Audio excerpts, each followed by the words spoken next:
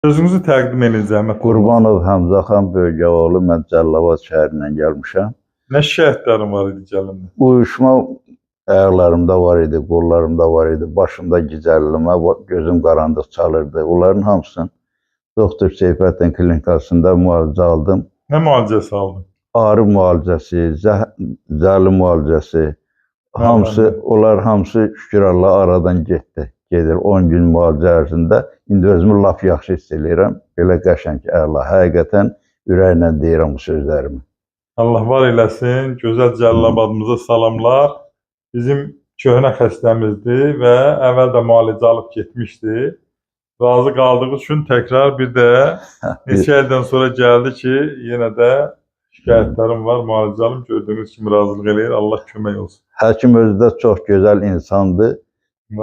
İnsan mehriban, özünə, insanlarına, həkim xəstələrinə çox mehriban danışır. Çox sağ olun, minnətdarım. Uğurlar.